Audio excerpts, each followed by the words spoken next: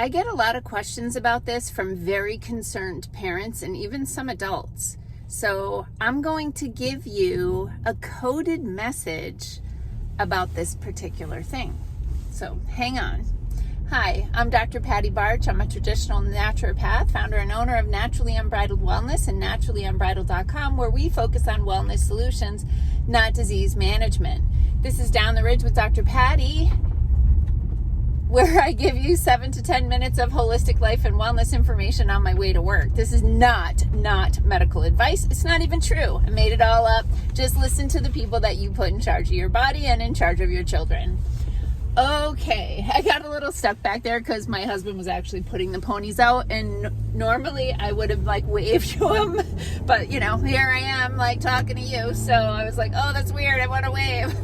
Anyway, okay, so because we no longer have freedom of speech, I have to kind of say some things without saying some things, so bear with me.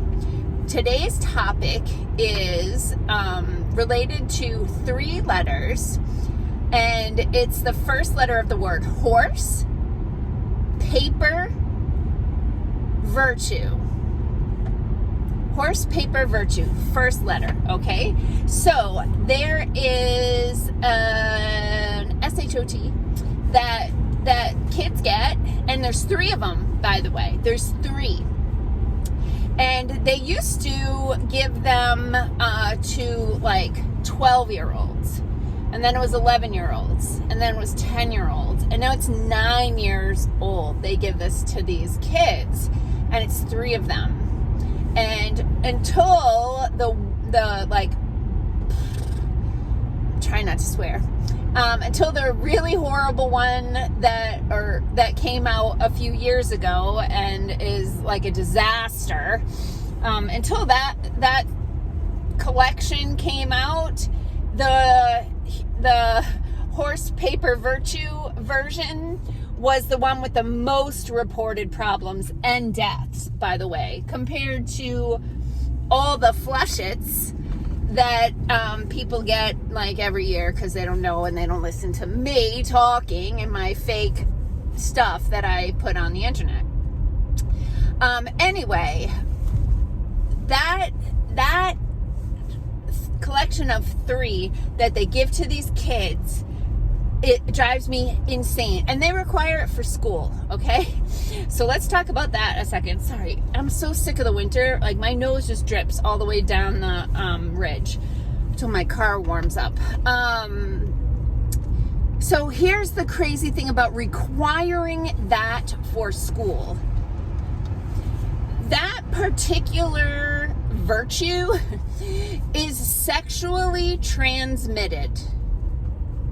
It is a thing for sexually transmitted disease, okay? That affects a part of the body that only females have. So they require it for school. Why?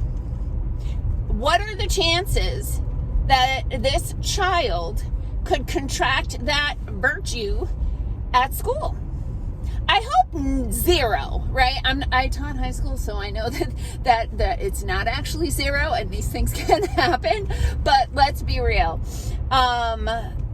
It's not something they can catch in school. It's not airborne, okay? And it doesn't affect boys. But they'll make you put this toxin into boys because they could give it to a girl. So I'm going to tell you a few things that are wrong with that.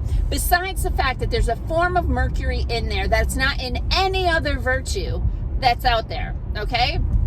There's a form of mercury that it readily crosses the blood-brain barrier. There's a documentary. It is worth joining Epic Times to be able to view the documentary called Under the Skin. And they did an entire expose documentary on the horse paper virtue thing that showed women who participated in the,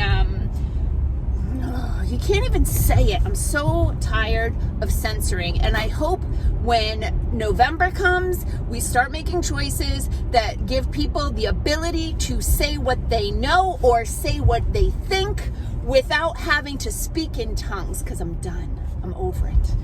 And I lost my train of thought with my rage right there. Okay. Oh yeah. So the documentary, phenomenal. They follow these women who are like permanently disabled by that form of mercury that created these neurological problems in their brain. I've had clients come into my office that after they got like any part of the series, they developed gastroparesis. Gastroparesis is irreversible paralyzation of the stomach. They can no longer eat food because it won't leave their stomach. They have to be fed by a feeding tube that goes directly into their small intestine. Permanently disabled. And of course, the people who administered that intervention, they say it's not related. So there's nothing filed to say like, hey, this thing caused my daughter to never be able to eat food again. Okay. I have another client that she got married. I think neither she nor her husband had sexual activity prior to getting married. And so she didn't have the intervention because, you know, she was waiting till she got married and her husband hadn't either, so they couldn't possibly have a sexually transmitted disease. So she didn't have it and everything was fine. She cycled normally. But then she got divorced and her doctor told her, if you're going to get divorced and you're going to eventually have a new partner, you should probably get this series of 3. And she did. And she developed another known issue with that intervention, which is premature ovarian failure. And I've had multiple clients that have had this. I haven't had a single female client who's come into my office with premature ovarian failure who has not had this intervention. What is premature ovarian failure? It is the ovaries stop working. They stop cycling. So now here she is, and she was like in her 20s when that happened. She wants to have a baby. She doesn't cycle anymore. Doesn't ovulate. She's not fertile. And this is a known issue with this series. So we have potential for neurological issues. We have potential for reproductive issues. And same client. Guess what happened? Bad pap smear. She got the virus. I said it. Yeah.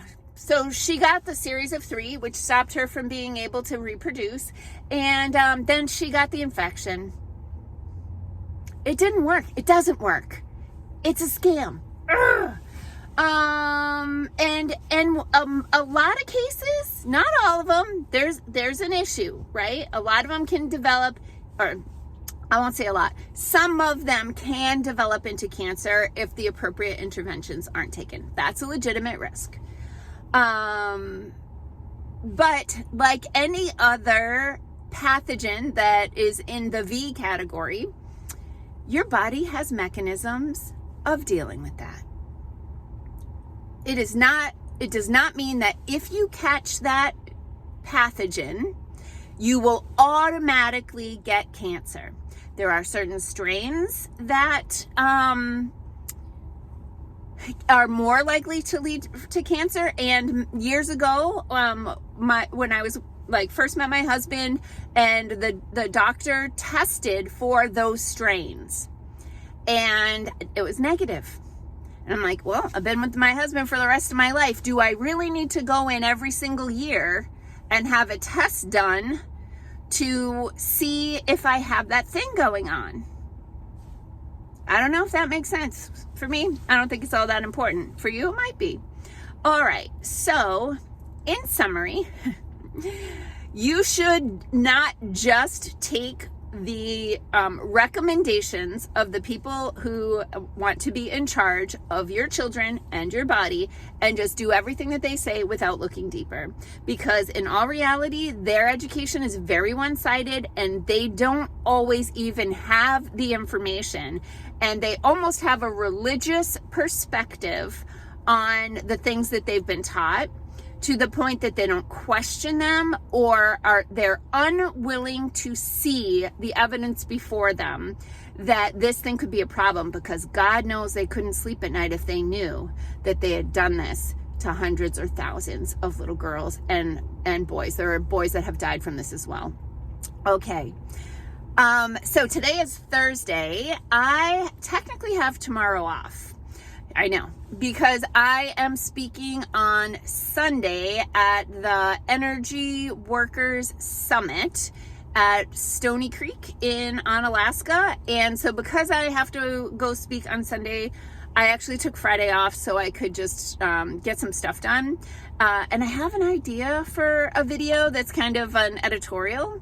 And so I might do it, and I'll see how it goes, and I'll see if I like it before I decide to put it on, but I might not post anything until Monday. So peace out, peeps. Be well, stay healthy, and have a healthy life. Bye.